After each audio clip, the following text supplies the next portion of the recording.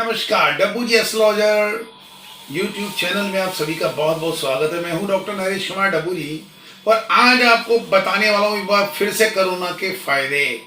आप चौंक जाएंगे, कोरोना क्या कभी किसी का फायदा भी करता है? बिल्कुल, बहुत फायदा करता है कोरोना। और क्या फायदा करता है और क्या फायदा किया कोरोना ने, आपको कोरोना के ढेर सारे फायदे गिनवाता हूँ। कोरोना एक बहुत भयावह महामारी है जिससे दुनिया में लाखों लोग मर रहे हैं और साथ ही करोड़ों लोग बीमार हो रहे हैं। हर रोज लाखों लोगों की संख्याएं बढ़ती जा रही हैं। अब हिंदुस्तान में आज की तारीख में 28 लाख पार कर गया, अमेरिका के अंदर 57 लाख पार कर गया, ब्राजील के अंदर 33-34 लाख पार कर गया। हालात ये होते जा रहे हैं कि दिनों दिन स्थितियां खराब होती जा रही हैं और इंडिया जैसे देश के अंदर भी 69,000 कल का आंकड़ा था कि वो पार हो गया। और यही कंडीशन रही तो आने वाले टाइम में क्या खतरनाक स्थिति होगी। तो अब बचा कैसे जाए? वैक्सीन तो जब आनी है तब आएगी, लेकिन उससे पहले आप क्या क्या करना चाहिए। पहले ये बता दूं कि कोरोना से आपको क्या क्या फायदा हुआ था हो गया ना, अब तो अब आज तो है नहीं। था में क्या हुआ? कोरोना से सबसे बड़ा फायदा, ऑक्सीजन लेवल बहुत बढ़ गया था पृथ्वी का, हरियाली बढ़ गई थी। उसके अलावा जितनी भी गंदगी थी नदियों की वो साफ हो गई थी। हिमालय के जो ग्लेशियर पिघलने लग रहे थे वो सारे बंद हो गए थे। उसके अलावा ओजोन गैस जो ब्रेक हो गई थी हमारे ऑस्ट्रेलिया और कनाडा और न्यूजीलैंड के ऊपर, वो मरम्मत हो गई। उसके साथ साथ आपका जितना पोल्यूशन था हवा में वो गायब हो गया। दिल्ली का खासकर पोल्यूशन में फिर बता दूं, AQI जो एयर क्वालिटी इंडेक्स जो 800-900 पे पहुंच गया था वो घट के 15-20 पे आ गया था।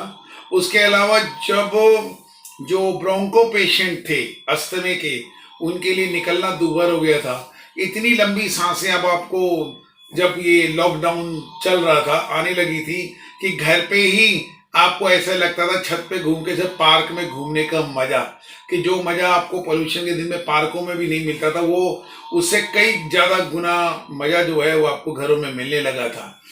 अपराध बिल्कुल बंद हो गए थे, दिमागी अशांतियां दूर हो गई थी। बस एक ही नुकसान था, क्या था कि भाई रोजगार, अब वो तो कवर हो ही जाता है।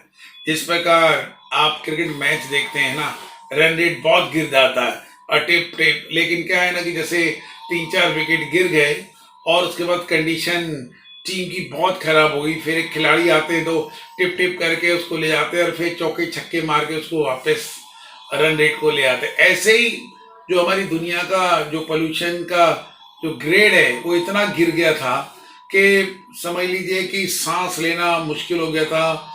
जितना एनवायरनमेंट इतना गंदा हो गया था पेड़ कटने की वजह से, और हवा में जो फैक्ट्रियों का कारखानों का जो गंद और जो जहर था वो हवा में घुलना शुरू हो गया था और गैसें जितनी उड़ने लग रही थी कि ग्लोबल वार्मिंग शुरू हो गई। जो पृथ्वी का जो टेम्परेचर 1 से 1.5 डिग्री टेम्परेचर जो आपका बढ़ गया, जिससे तेजी से वो ग्लेशियर पिघलने लग रहे थे, जिससे कि मौसम का एनवायरनमेंट, कभी आपने साइबेरिया जैसे क्षेत्र में गर्मी सुनी थी? कभी नहीं।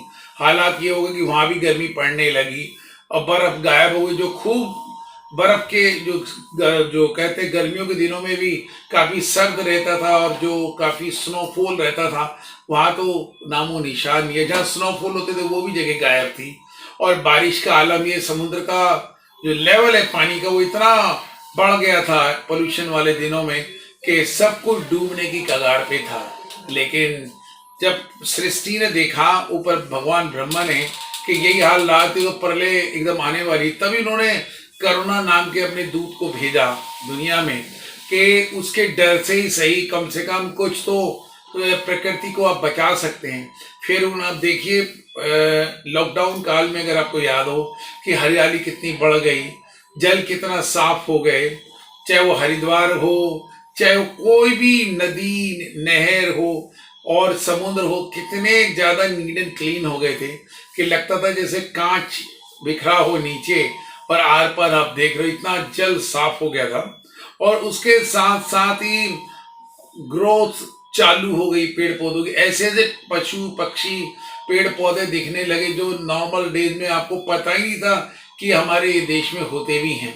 और ऐसा भी होने लगा कि जब आप देहरादून की तरफ चले जाएं या जंगलों की तरफ किसी भी चले जाएं तो शेर आपको कभी सड़क पे बैठे दिखाई नहीं देंगे, हिरन घूमते नहीं देंगे। दिल्ली जैसे क्षेत्र में नीलगाय हिरन आने लगे थे। तो ये सब लॉकडाउन का कमाल था और अपराध तो ऑलमोस्ट बंद ही हो गए थे। लेकिन क्या हुआ, लोग माने नहीं कि नहीं हमको घर पे नहीं बैठना, नहीं हमको रोजगार चाहिए, ये चाहिए। अरे भाई लोगों, सिर्फ 2 4 6 महीने की बात थी, तब लेवल था कोरोना फैलने का। कितना इंडिया में कितने थे? 30,000 लोग थे जब कोरोना खुला, तो 30 40 हजार। और आज कोरोना खुलने के बाद सीधे 100 गुना रेट बढ़ गया। मतलब हाई डिग्री इतनी हो गई कि 100 गुना रेट इतना बढ़ गया और ये हाल करोड़ों में जाएगा। मेरे पहले वीडियो में भी कोरोना के फायदे नुकसान मैंने बताए थे, लेकिन अभी इस वीडियो में मैं आपको मजबूर होकर बताना पड़ रहा है क्योंकि अब जो रफ्तार मीडिया में बढ़ चली है वो थमने का तो नाम ही नहीं ले रही। और आगे आगे इंडिया क्या, चाहे अमेरिका हो चाहे ब्राजील, कोई कंट्री हो, सबका हाल बुरा। बता दी जा न्यूजीलैंड जैसे देश में कोई एक कोरोना का केस नहीं था, वहां पे भी इतने सारे केस अब शुरू हो गए। तो अगर आपको बचना है ना, फिर से सेल्फ लॉकडाउन कीजिए और इससे पहले सरकार आप पे पाबंदी लगाए या मजबूर हो जाए। आपको ये मालूम नहीं कि सामने वाला आदमी जब से हाथ मिला रहा है, जो सामने वाले आदमी भीड़ में आज आप जा रहे हैं कि वहाँ कोरोना आपका वेट ना कर रहा हो, जंप करके आप पे ही पहुंचे और आपसे कहीं और। तो भाइयों, अपने देश को बचाइए, अपनी प्रकृति को बचाइए, अपने जीवन को बचाइए, अपने आप को बचाइए। अगर जिंदगी में अपने बच्चों को स्वस्थ वातावरण और लंबा जीवन देना है तो आज एक प्रॉमिस अपने आप से करें कि अपनी मास्क लगाना ना भूलें और साथ ही सैनिटाइज करना भी ना भूलें। लेकिन सब बातों से मास्क और सैनिटाइज से भी ज़्यादा जरूरी है सोशल डिस्टेंसिंग। उससे भी ज़्यादा जरूरी है कि अपने ऊपर थोड़ा सा अंकुश लगाएं, थोड़ा खुद से ही मौका ना दे। क्योंकि कहते हैं ना, शेर के सामने जाओगे तो शेर तो खाएगा ही खाएगा, वो आपको नमस्ते नहीं करके वेलकम करेगा।